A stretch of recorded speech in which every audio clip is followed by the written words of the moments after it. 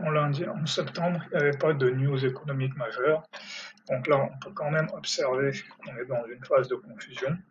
Ici, on peut faire la thèse que là, on est sur un rebond sur la zone des 50% ou on est sur un rejet sur la zone des 50%. Donc ça va être très important pour la suite, cette confusion.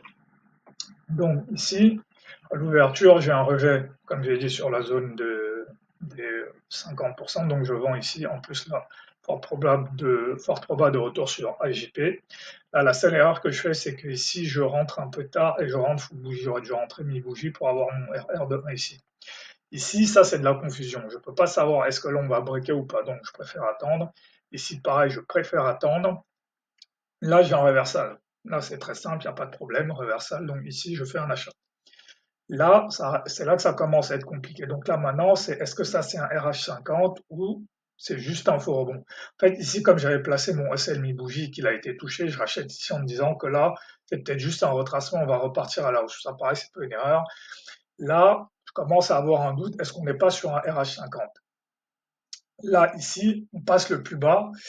Et c'est là où, en fait, ça devient problématique. En fait, à partir d'ici, là, je commence à me dire, est-ce qu'on est dans un cas des triangles descendants ici, ou est-ce qu'on est dans ces cas-là des stagnations et puis rebond?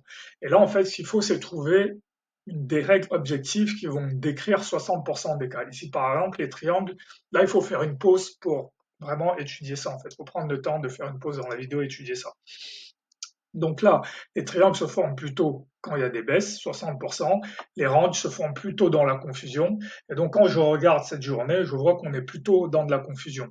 Deuxième point, quand je suis au-dessus de AJP et qu'il y a un break, je peux voir ici que les breaks de AJP, quand on ouvre au-dessus de AJP, ne sont pas ambigus. C'est des mouvements très forts avec des marous très clairs. Et ici, je peux voir que dès qu'on commence à avoir de l'ambiguïté, c'est qu'en général, ça va plutôt être un range. Donc, ce qui fait que pourquoi j'aurais dû donc acheter ici, c'est que j'ai l'argument du CPI front run, j'ai AJP quand il fait support, il y a une forte probabilité de range, et ce que j'avais souligné au début, c'est la confusion. Donc, quand il y a une confusion, ça va entraîner une forte probabilité de range. Et donc, ce qui va se passer tout simplement, c'est que les supports vont supporter et les résistances vont résister. C'est très simple, mais en fait, ça explique même ce qui s'est passé vendredi en fait. On arrive ici, on est en pleine confusion. AJP, qu'est-ce qui se passe? Malgré qu'on ait le RB50, la résistance résiste. Et donc c'est la même chose ici. Et donc à partir du moment où j'aurais eu cette grille-là, ce que j'ai pas eu, en fait ici, ça devenait simple. Il fallait acheter ici, acheter, acheter, acheter ici. Là j'ai une stagnation mi-range, donc j'achète parce que maintenant le plus probable c'est qu'on va revenir ici parce que c'est un range. Mais ça demandait en fait, comme en fait vendredi, j'ai eu ce mouvement-là où j'ai eu un biais très fort à la hausse et finalement c'est parti à la baisse. Donc ici, j'ai commencé à hésiter sur mon biais à la hausse et j'aurais pas dû. Et donc ça montre l'importance du biais en fait. C'est quand vraiment j'ai des arguments, j'ai des signaux et des setups et que j'ai un biais, en fait, il vaut mieux tenir son biais plutôt que d'essayer de suivre les bougies, en fait. Je m'en sortirais toujours mieux que de suivre les bougies, parce que même ici, voilà, ici, admettons que je me suis trompé, mais si ici j'avais suivi mon biais, j'aurais refait tout ce que j'ai perdu ici, en fait.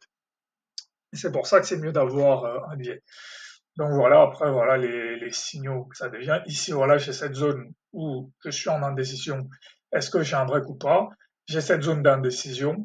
Mais ici, si j'avais eu la bonne grille de lecture, j'ai quand même fait un achat ici, mais j'aurais dû en faire d'autres ici avec cette grille de lecture qui était le CPI front run, le support de AJP, la confusion qui entraîne le fait que les résistances vont résister et les supports vont supporter, parce que quand le marché est confus, le plus probable c'est le range. Donc voilà pour cette journée.